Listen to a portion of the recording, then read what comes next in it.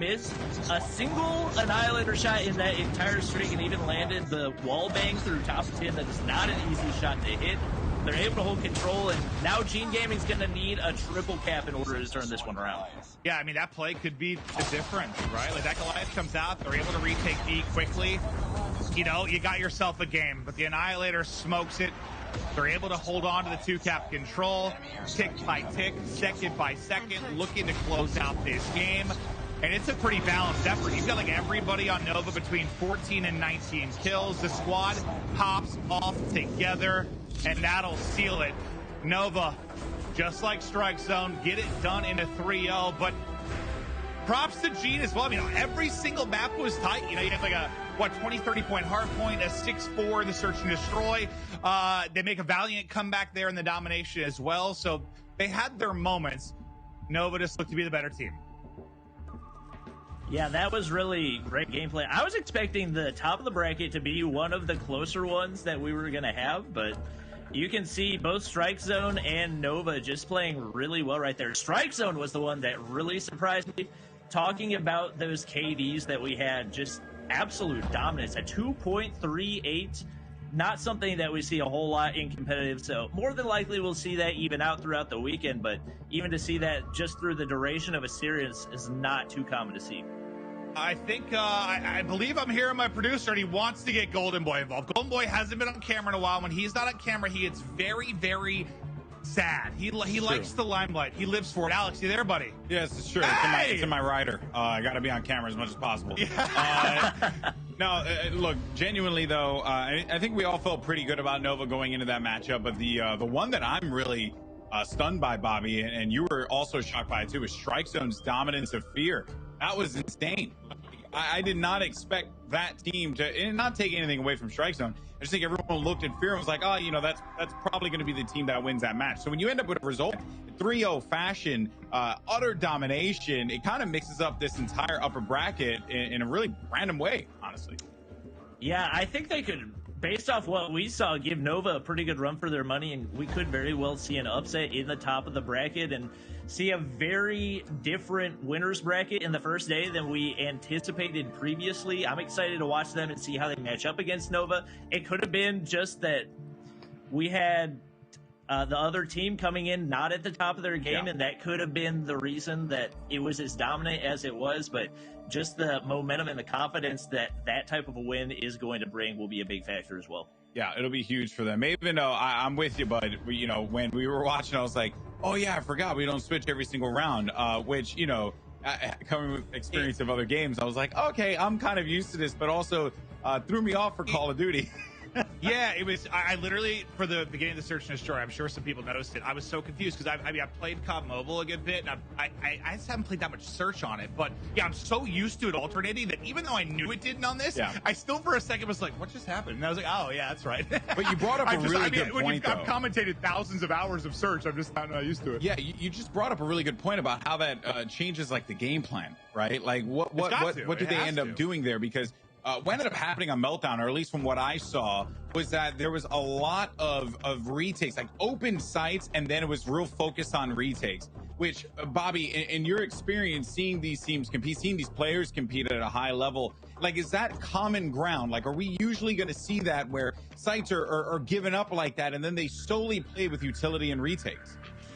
Especially on Meltdown, we see that a lot more. It's not quite as common in some of the other maps, but I think one of the big things that hurt Gene Gaming is that they didn't have a sniper, and snipers are just so good in Call of Duty Mobile. So the first picks that we were seeing right there, especially on those retakes from the sniper in Vitali, played a really big role for them. Most of the time when you've got a really strong sniper going up against a team that doesn't have that, they'll really be able to leverage that and capitalize on it, which we see Nova do in Search and Destroy. Yeah, well, that's going to do it for our first set of games, as Nova Esports and Strike Zone are going to be moving on in the upper bracket. Their opponents still have an opportunity, though, as they will look to fight their way through the lower bracket. Don't go anywhere, though, because when we return, we're going to have plenty more matches here for the Call of Duty Mobile North American Regional Playoffs. We'll see you in a little bit.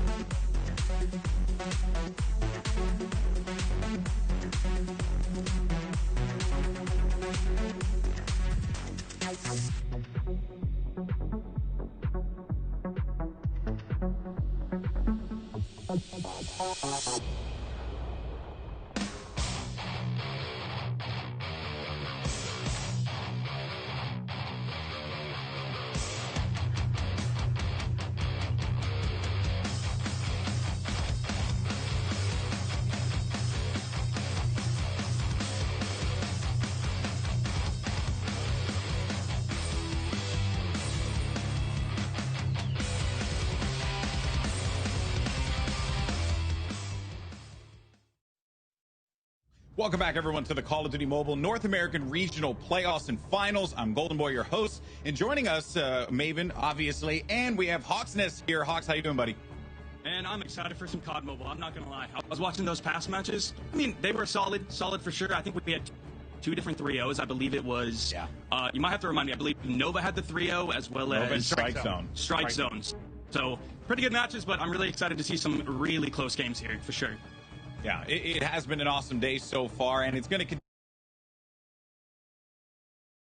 continue to get even better. And the reason is because we're actually doing some pretty awesome things for those of you guys watching at home.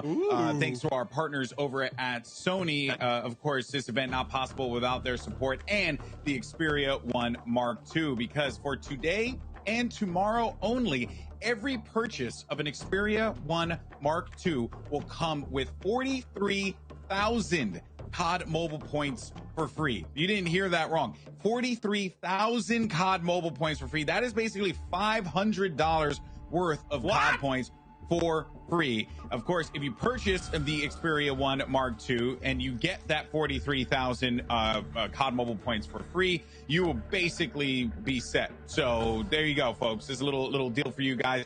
Make sure you check out direct.sony.com/Xperia for more information. I think the URL is down below here on the YouTube stream as well. So you can go ahead and click on that. It'll take you straight over to it. And if you want to play the game the way that the pros are playing in this set of games that we have here in the quarterfinals, Maven, this was you and I's first stint of working professionally for Call of Duty Mobile. Thoughts on what you've seen so far?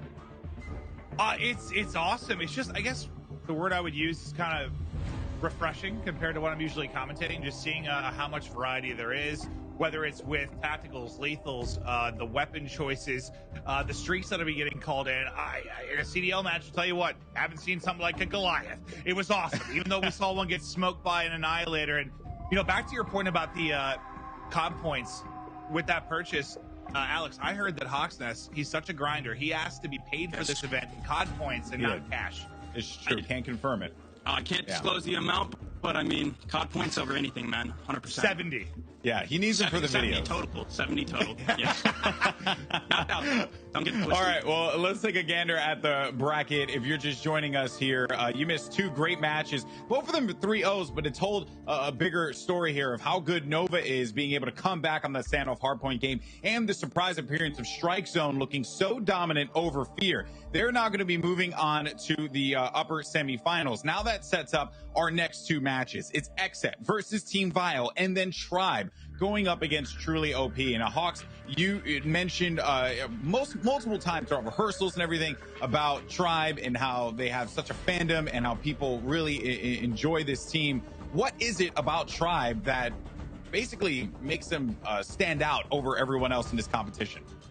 Honestly, I mean, Tribe is one of the few organizations that are actually participating in this tournament, and as so, they are very, very structured. They have a coach that is really staying on the players, making sure they're making it to all of the scrims and everything, really focused on individual mechanics. This is one of the few teams, I think, that is majorly focused on their scrims, and just everything, like, down to as I said, everything, man. They're just fully focused. Most of the players on this team have played past games. They're basically none of the players here are new to mobile gaming or competitive gaming in general. So that, with along with a couple content creators on the team as well, just to make for overall a really exciting team. Hold up, Alex. You see, all right, Leon, I want you to know, I feel you. Smartest and dumbest player in this game. Yeah. That is actually probably, if I had to make a quote of how I define my gameplay day in and day out, sometimes in a 10-second span, I will make a smart, incredible play followed by one of the dumbest things you will ever see. I just want you to know that I am with you on a spiritual level. I get it, man. I get it. Because I also am a smart idiot. Yeah, fun fact, it's very possible to be a smart, dumb person. That is a very common thing. Okay, so now... their opponents, truly OP. We don't really know much about them, or at least, I don't particularly know much about them. But they have a tall task in front of them, Hawks Nest, because they're going to be going up against a team that is clearly prepared, ready to go. And I have to wonder, are they up for this challenge? Yeah, I'd say so for sure. Again, this is another team that I think will be a fan favorite. They do include a lot of different content creators, so I think this could be one of the matches that a lot of people are really excited for, with Tribe versus Truly. Both teams are very experienced. Again, as I talked about with Tribe, they have a lot of players that have played in past games. Truly is the same way. I'm excited to see this matchup for sure, and I think, again, everyone else will be.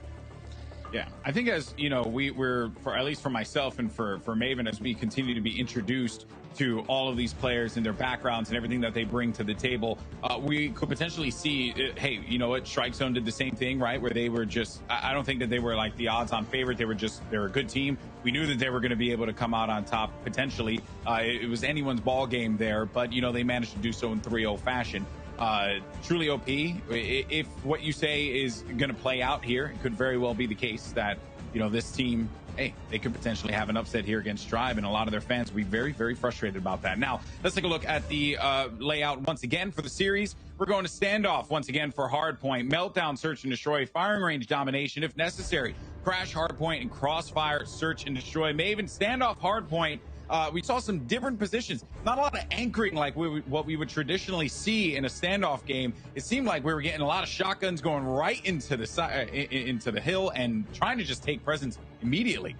Yeah, it was a little bit different, kind of like Bobby was talking about. Like early in games, you'll see people kind of play for kills to work on getting those streaks. You did see some big rotations, though. Maybe your more prototypical kind of anchor type play, like where Nova got that rotation in the final Hardpoint Warehouse to win the game. That kind of stood out to me, but I want to touch on one thing that Hawk said that's just kind of interesting to me. He used the word a couple of times, and I can't think of a time, for our side with like the CDL that's been the case. But he kept talking about a lot of these teams having like content creators on them, and that just hasn't really been a thing with the CDL, I guess, because it's been kind of established for so long. You think back like 10 years ago where maybe teams were highlighted with content creators, but it's so early, right, with mobile esports and getting it rolling that it's, I don't know, it's wild to me. You have so many players that are kind of doing both, because I feel like we've sort of been lacking that for a long time, because like all their focus has been on the esports side. Well, bear in mind, right, like as a scene grows and develops, right, the players are naturally going to evolve with it. But I do think, though, that because Call of Duty Mobile has such a vast content creation community, right, like folks like you, Hawks Nest, that are involved. I mean, you also, I believe you also competed briefly as well. So, you have that experience. How has that evolution been in mobile esports, like to where we are right now? What's that path been like? Is it going to be a lot of content creators and people positioning their content in that direction? What do you think? Well, one thing too, my mic I think is a little bad right now, but I will answer this super quickly. Basically, I mean, with mobile games, people aren't really familiar with how they work and everything, and when they first get their hands on the device, they don't really know how to approach that. So it is really common to see professional players creating content to really display their skill so that others can kind of learn from them. Yeah, well, folks, we're going to take a quick break. And when we return, we're going to continue with our second set of matches that are going to begin here in a moment between these teams. It's going to be a good one. You don't want to miss it. This is Call of Duty Mobile North American Regional Playoffs and Finals. We'll see you in a few.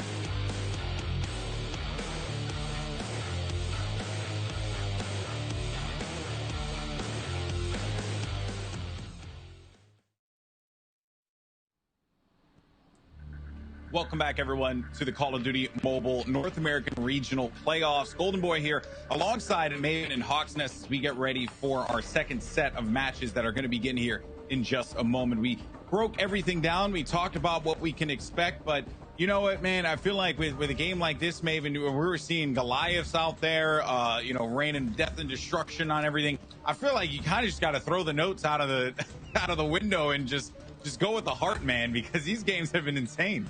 I guess part of me feels like with nothing restricted basically outside of a couple of items, yet there is like a momentum-based aspect a little bit more maybe than what I'm used to, where Absolutely. A team can just get really hot over like a 90-second span, and that can change the complete and utter scope of the game. So I guess with that said, I find there has to be more upset potential with this. There just has to be, 100%.